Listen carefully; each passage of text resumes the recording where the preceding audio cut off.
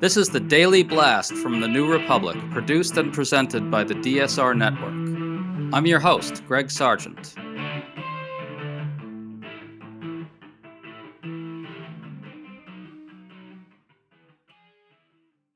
It's been a while since we checked in on Donald Trump's use of government power to silence networks that displease him. And there's a new development. ABC just put out their challenge to the Federal Communications Commission's vile efforts to punish it by going after its broadcasting licenses. And something funny happened. Trump's own tweets and declarations have become evidence of his corrupt intent to use the FCC as a weapon of censorship. And this captures something really essential about Trump's open corruption and whether our institutions are capable of constraining it. So we're talking about all of it with one of our go-to people on these things, University of Michigan law professor Leah Littman. Hey, Leah, always good to have you on. Glad to be back. So at the center of this sordid story is FCC Chair Brendan Carr, who's one of Trump's most slavishly devoted accomplices. Whenever Trump gets upset about networks telling the truth about him, Carr is right there in the background. In the spring, Carr launched an early review of broadcast licenses at 8 TV stations owned by ABC, which is a network Trump hates because of Jimmy Kimmel and other things. Leah, can you just bring us up to date on this and what Carr is really all about? Yeah, so Carr has been basically attempting to use the Federal Communication Commission's power over these media companies in order to get them to ensure there's favorable coverage for the president and coverage that the president likes. And sometimes he does this by threatening to review licenses that allow these companies to distribute, their programming onto other channels. Other times he uses the FCC power by threatening investigations, into the companies that might impose regulatory sanctions on them. And so this is not the first time this has happened. We saw, for example, the FCC kind of try to coerce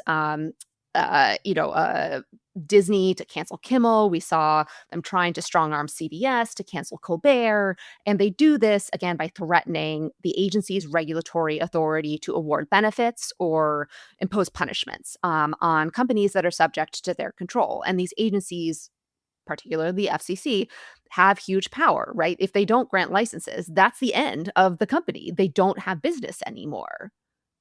Yeah, and we should note here that the FCC claimed that its review of the broadcast licenses of these stations was about looking at their DEI policies. And I think we know that's bullshit, right? Yeah, I mean, I don't know what this administration thinks DEI stands for. On our podcast, we've joked that it's dicks, ex-husbands, imbeciles in light of the diarrhea. It's diarrhea for everyone because of incompetence, right? Like, I don't know. But they kind of use that word as their go-to for saying, we don't like something that you're doing, and so we are just going to target you. Yeah, there's almost like a Soviet quality to it. It's like they really just say it and they're visibly full of shit and they know it, and that's part of the exercise of power. Yes, indeed. We can just toss this label out and use that to go after anyone we want. And there's nothing you can do about it. Right. So ABC put out its formal response to FCC's review, and it's scathing stuff. I'm going to read one line. ABC says, quote, "The retaliation against ABC is a signal to every media company in the country, accommodate the administration's view of what news coverage should look like or pay the price." Leah, that's the plain truth, isn't it? No, absolutely. And I think the president has taken this approach to many different regulatory initiatives or prosecutions. He's tried to indict, for example, former FBI Director Jim Comey, New York Attorney General Letitia James. And it's clear that those prosecutions also serve as a warning, right? Like, do our bidding, right? Or stand down, or you will face the penalty. And so this, attempt to bully ABC is just another example of that. And here in the context of media coverage. And I think another manifestation of this are the president's litigation against different media companies. He sues them for, running a story that he doesn't like. And here he's leveraging the immense power of the federal government to serve the same purpose. Now, here's the really good part. In order to show that the FCC is trying to punish ABC for its content and its viewpoints, punish it for its reporting and its speech, ABC cites one of Trump's own tweets in which Trump says this directly. The tweet says this, quote, Why is it that ABC and NBC fake news, two of the worst and most biased networks, aren't paying millions of dollars a year on license fees? They should lose their licenses for their unfair coverage of Republicans. Close quote. Now, NBC doesn't seem to be a part of this right now, but you get the point. There, Trump said openly that ABC should be punished for what it says about Republicans. And ABC is now using this against Trump. Can you tell us what ABC has to establish here to push FCC off its back and whether there's a real chance that citing like this thing here works? Yeah. So one of the claims that ABC is making is that the administration is targeting them for exercising their First Amendment rights, for deciding what to publish and what to air. And so if the administration, if the federal government is targeting someone because of views they express, because they don't like the viewpoint they express or the content that they are publishing, that is a violation of the First Amendment. And so because the reason for the enforcement action, the reason for the investigation could potentially make it unconstitutional, ABC is trying to establish why this investigation or review of the licenses is happening. And could this work? I mean, there you have ABC citing Donald Trump saying, in his own words, they should lose their licenses for their unfair coverage of Republicans. Could that be effective for ABC in making this argument? I would certainly hope so. And these kinds of arguments have been effective, at least in the lower federal courts, where there's a big OMG, he admitted vibe to a lot of what the lower courts are doing. In cases challenging the president's revocation of temporary protected status, lower courts said this is unconstitutional. It was driven by racial discrimination because look at the vile racist smears you president directed at Haitian nationals. This has also come up in the cases challenging the ban on transgender service members. Look at all of the awful things that the president has said about transgender individuals. This has also come up in some other First Amendment cases challenging the president's and administration's rescission of federal grants to organizations that were engaged in advocacy that the president didn't like. And lower federal courts have often pointed to presidential statements and effectively presidential admissions that, of course, he was retaliating against them. Of course, he was doing this because of an individual's race. Of course, he was doing this, because of some impermissible reason.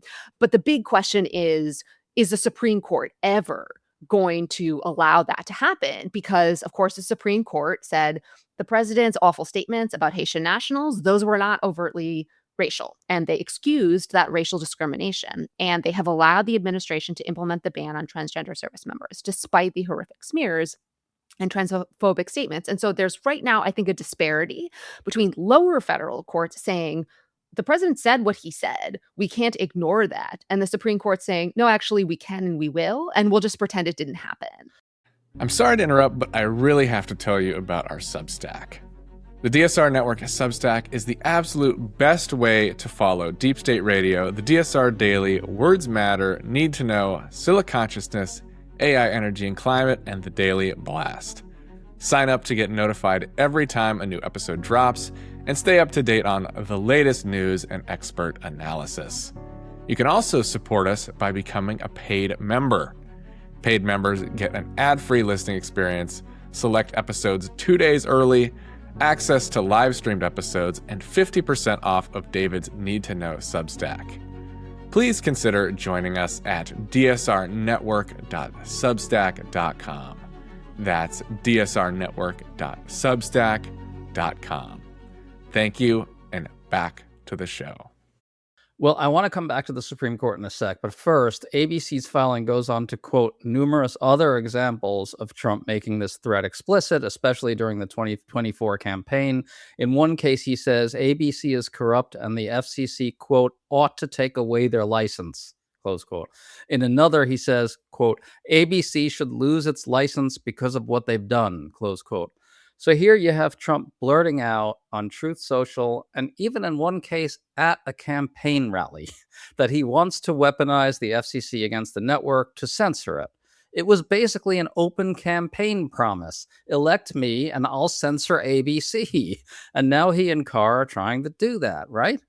Yes, no, absolutely. But so too was the president's promise for a quote, complete and total shutdown of Muslims entering the United States. And yet, when the challenge to the president's travel ban, that applied to individuals from several Muslim majority countries reached the Supreme Court said, well, we're not actually sure if campaign statements are even relevant. And in any case, we're just going to say there is a reasonable, non racial, non religious reason why the president might have done this. Now, of course, they relied on the fact that that was an immigration policy where the president receives additional deference, but I am not at all convinced that they would take even again this specific promise to do the very specific thing that his administration is now trying to do for a very specific unconstitutional reason seriously and literally and actually hold him to that even though they absolutely should. Point taken on the Supreme Court and how corrupt it is and so forth.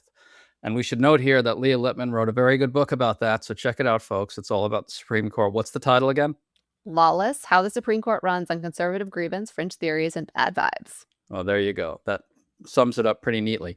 But I want to ask you, though, I've got to think that administration lawyers would prefer that Trump hadn't said this stuff explicitly, right?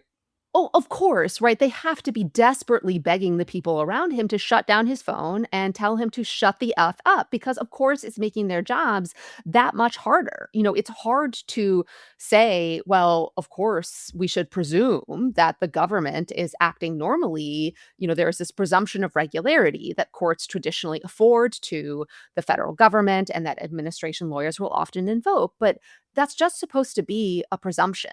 And you should be able to rebut that presumption if you have an administration and a president just outright saying, of course, we're doing this for unlawful reasons. Here's what we're doing, right? It's not actually following these processes and procedures.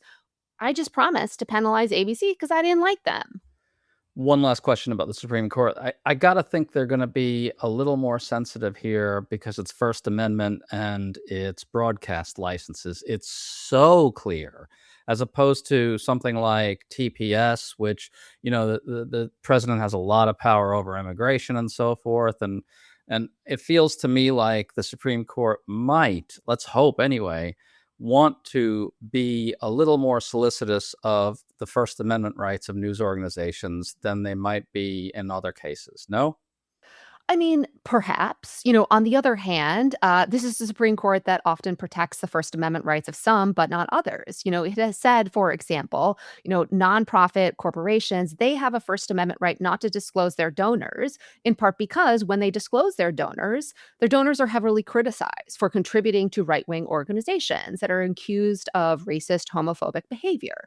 The court has not, let's say, protected the rights of union organizers to exercise their free speech rights, to actually organize people and register people for unions, even though it's protected the rights of the mega rich to donate near unlimited amounts of money to elections. So, yes, in principle, this court does care about the First Amendment. In principle, of course, it should care about news organizations' ability to publish material, that they decide to publish. There are a host of right-wing news organizations that publish all sorts of crap that you would hope, right, they would recognize they don't want to, allow litigation for. And yet this court has time and time again found a way to be selective in whose rights it's protecting, even when it purports to be applying some general principle.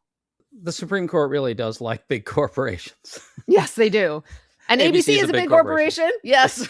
So it has that going for it. I want to try to get at a key thing about Trump's corruption here. The open and explicit nature of it really is a critical piece of it in the sense that Trump wants it known that he will, in fact, use the FCC to bully networks whose reporting displeases him. This is both a demonstration of his power to his base, like, look, I can do this openly because I can. But it's also an explicit signal to many institutions in this country to bend the knee to him. He can't let go of the open and explicit nature of this. It's central to his whole project. But now, at least to some degree, it's backfiring. Can you talk about that? Yeah, so I want to first talk about how it is central to his project and how doing it openly is very much seems to be a feature in their eyes. It's partially a way of normalizing the conduct. If they do it all the time, if it happens all the time, if they flood the zone, right, with BS, it's harder to stop or challenge any of it. But another important part of it is the signaling. We are talking about, as we said, ABC, a big corporation. There aren't always going to be, big media entities with the resources of ABC that are making a calculus about whether they can or should publish a story that might upset the administration or the president or someone in his circle. And so they will look at the kind of retaliatory campaigns that the president is openly engaged in and openly threatening against these companies and have to make a calculus. Are we in a position to potentially fight that? If he directs it at us, if the eye of Sauron, turns its gaze to us, and some will make the calculus of no. So yes, the openness of this is a big part of the story and also part of the problem. I do hope that it is also part of what allows us to push back against Donald Trump, because it is much easier, I think, to organize opposition when you can point to, look at what he is doing, look at what he is saying. Obviously, right? You can't allow a president to do that. Just imagine how that power could be used. And so hopefully, right, the openness of it will also make counter organizing, counter political opposition easier. And hopefully it will also make legal challenges easier, as we were talking about, because when the president admits he has an unconstitutional motive, that should matter, under the law. It really should. And I think it is backfiring, at least to that degree. So I think there's a big question here about whether Trump is succeeding or not in cowing the news media. And there's like a lot of fatalism out there about this. And I get that, right? You look at the Washington Post, what happened there. You look at CBS News, what's happening there. And there's a lot to be kind of despairing about. But I think the story is generally a decent one, though, that aside, because the American news media is just a really big and sprawling and It's diffuse. yeah, and it's robust, it's energetic, and I think I'm seeing some of the most aggressive reporting right now on Trump that I've seen in, I don't know, in my lifetime. What do you think of that? What's your sense? Is he succeeding or is he not succeeding? And where do you think this particular thing is going to go? Look, he's succeeding in some ways. I'm sure there are some stories, right? Some terms of phrase that we are just never going to see because organizations make the calculus that it's not worth it. On the other hand, you're absolutely right that the American media landscape looks very different than, let's say, the media landscape in Hungary, where there are fewer organizations and therefore easier to control and take over. Here, there are some big media institutions, including some like ABC or the New York Times that have opted, to fight back against Trump, when he targets them. The New York Times successfully, quashed some subpoenas that had been directed at it, over its reporting about the president's use of Qatari Force One, the jet gifted to him.